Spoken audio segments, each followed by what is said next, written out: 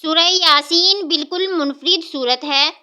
یاسین قلب القرآن، یعنی سورہ یاسین قرآن مجید کا دل ہے۔ اس حوالے سے اس کی ایک خصوصیت جو واضح طور پر محسوس ہوتی ہے وہ اس کا اسلوب ہے، جس کی وجہ سے اسے پڑھنے یا سننے سے انسان اپنی روح کے اندر ایک ارتعاش سا محسوس کرتا ہے، جیسے انسان کے سینے میں دل دھڑکتا ہو۔ سورہ یاسین کے بارے میں ایک خاص نکتہ یہ بھی ہے کہ مصحف کے اندر اس کا مقام انسانی جسم میں دل کے مقام سے مشابہ ہے، یعنی عین درمیان سے تھوڑا ہٹ کر ایک سمت میں۔ السلام علیکم ورحمۃ اللہ وبرکاتہ۔ معزز سامعین، آج ہم سورہ یاسین کی کچھ آیات کا ترجمہ اور مختصر تفسیر سمجھیں گے۔ معزز سامعین، اگر ہم قرآن پاک کو سمجھ کر تدبر اور تفکر کے ساتھ پڑھتے ہیں تو معلوم ہوتا ہے کہ قرآن پاک ایک ایسی کتاب ہے جو انسان کے دلوں کو بدلنے پر قادر ہے۔ لہٰذا آپ اس قرآن پاک کو مضبوطی کے ساتھ پکڑ لیں، انشاءاللہ دنیا اور آخرت میں کامیاب ہوں گے۔ اللہ تعالیٰ سے دعا ہے کہ اللہ تعالیٰ ہمیں قرآن پاک کو سمجھ کر پڑھنے کی توفیق عطا فرمائے، آمین۔ اس ویڈیو کو آپ مکمل دیکھیے گا، انشاءاللہ آپ کو بہت فائدہ ہوگا، اور آہستہ آہستہ الگ الگ پارٹ میں ہم انشاءاللہ سورہ یاسین کو کمپلیٹ کریں گے، اور آنے والی ویڈیو بھی آپ ضرور دیکھیے گا۔ جزاکم اللہ۔ اعوذ باللہ من الشیطان الرجیم، میں پناہ مانگتی ہوں اللہ تعالیٰ کی شیطان مردود سے۔ بسم اللہ الرحمن الرحیم، شروع اللہ کے نام کے ساتھ جو بڑا مہربان نہایت رحم کرنے والا ہے۔ یاسین، زیادہ تر مفسرین کی رائے میں یاسین حضور صلی اللہ علیہ وآلہ وسلم کے ناموں میں سے ایک نام ہے۔ اسی طرح طٰہٰ کے بارے میں بھی یہی کہا جاتا ہے کہ یہ حضور صلی اللہ علیہ وآلہ وسلم کا نام ہے، واللہ عالم۔ ویسے یہ حروف مقطعات میں سے ہیں۔ یاسین، اس کا معنی اللہ تعالیٰ ہی جانتے ہیں، مطلب یہ حروف مقطعات جتنے بھی ہیں ان کے معنی اللہ تعالیٰ ہی جانتے ہیں۔ یہ ایک راز ہے جو اللہ تعالیٰ نے امت کو نہیں بتایا۔ والقرآن الحکیم، قسم ہے قرآن حکیم کی۔ یہ واو قسمیہ ہے۔ عربی زبان میں قسم سے گواہی مراد لی جاتی ہے، چنانچہ اس آیت کا مفہوم یوں ہوگا کہ یہ حکمت برا قرآن گواہ ہے، اس قسم کا مقسم علیہ کیا ہے، یعنی یہ قسم کس چیز پر کھائی جا رہی ہے، اور یہ قرآن کس عظیم حقیقت پر گواہ ہے۔ اس کا ذکر اگلی آیت میں ہے۔ اِنَّکَ لَمِنَ الْمُرْسَلِینَ،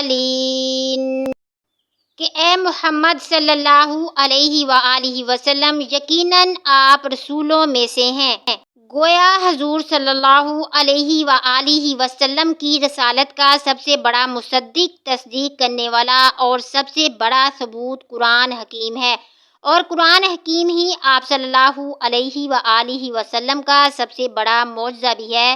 اس حوالے سے ایک اہم نکتہ بھی سمجھ لیں کہ قرآن کی قسم اور بھی کئی صورتوں کے آغاز میں کھائی گئی ہے، مگر وہاں قسم کے بعد مقسم علیہ کا ذکر نہیں ہے۔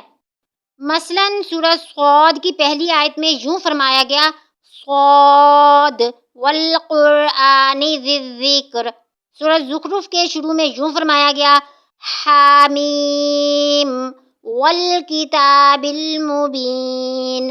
سورہ قاف کا آغاز یوں ہوتا ہے، قاف والقرآن المجید۔ اب چونکہ سورہ یاسین کی ان آیات میں قرآن کی قسم کے مقسم علیہ کا ذکر بھی ہے، اس لیے قرآن کی جن قسموں کا مقسم علیہ مذکور نہیں، ان کا مقسم علیہ بھی وہی قرار پائے گا جس کا یہاں ذکر ہوا ہے۔ چنانچہ قرآن کے ان تمام مقامات پر یہاں قرآن کی قسم تو کھائی گئی ہے، لیکن قسم کے بعد مقسم علیہ کا ذکر نہیں ہے۔ وہاں ان تمام قسموں کے بعد اِنَّکَ لَمِنَ الْمُرْسَلِینَ کا جملہ بطور مقسم علیہ محذوف مانا جائے گا۔ عَلَىٰ صِرَاطٍ مُسْتَقِيمٍ، سیدھے راستے پر ہیں۔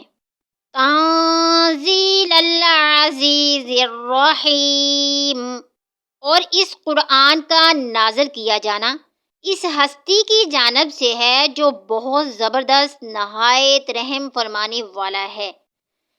لِتُنذِرَ قَوْمًا مَّا أُنذِرَ آبَاؤُهُمْ فَهُمْ غَافِلُونَ، تاکہ آپ صلی اللہ علیہ وآلہ وسلم خبردار کر دیں اس قوم کو جن کے آباء و اجداد کو خبردار نہیں کیا گیا، پس وہ غفلت میں پڑے ہوئے ہیں۔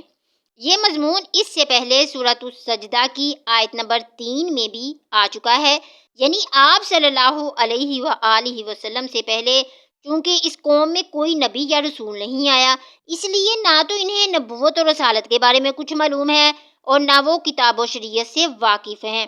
یہاں پر فہم غافلون کے الفاظ میں رعایت کا انداز بھی پایا جاتا ہے، یعنی چونکہ اس قوم میں اس سے پہلے نہ تو کوئی پیغمبر آیا ہے اور نہ ہی کوئی الہامی کتاب ان لوگوں تک پہنچی ہے، اس لیے ان کا غافل ہونا بالکل قرین قیاس تھا۔ لیکن اب جبکہ ان میں پیغمبر بھی مبعوث ہو چکا ہے اور ایک حکمت بری کتاب کی آیات بھی ان تک پہنچ چکی ہیں، تو اس کے بعد ان کی گمراہی کا جواز نہیں بنتا۔ لیکن یہ لوگ ہیں کہ اب بھی گمراہی سے چمٹے ہوئے ہیں، اور چونکہ انہوں نے ہمارے رسول صلی اللہ علیہ وآلہ وسلم کی دعوت کو ٹھکرا دیا ہے، اس لیے لَقَدْ حَقَّ الْقَوْلُ عَلَىٰ أَكْثَرِهِمْ فَهُمْ لَا يُؤْمِنُونَ، یہ قول واقعہ ہو چکا ہے، ان میں سے اکثر پر تو اب وہ ایمان لانے والے نہیں ہیں۔ یہاں پر یہ بات اس قدر شد و مد کے ساتھ دراصل حضور صلی اللہ علیہ وآلہ وسلم اور اہل ایمان کی تسلی اور دل جوئی کے لیے بیان کی گئی ہے، مبادا کہ وہ یہ سمجھیں کہ ان کی محنت غیر موثر ہے، اور یہ کہ شاید ان کی کوششوں میں کوئی خامی ہے جو یہ لوگ ایمان نہیں لا رہے۔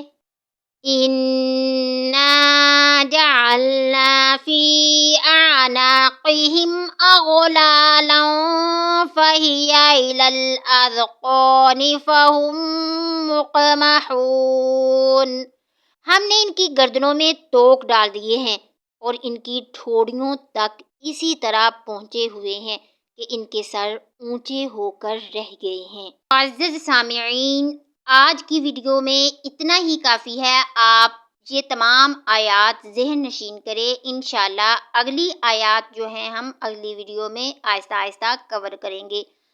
صدق اللہ العظیم۔ اللہ تعالیٰ عمل کی توفیق عطا فرمائے اور ہمیں قرآن پاک سمجھ کر پڑھنے کی توفیق عطا فرمائے۔ آمین ثم آمین، وما علینا الا البلاغ المبین۔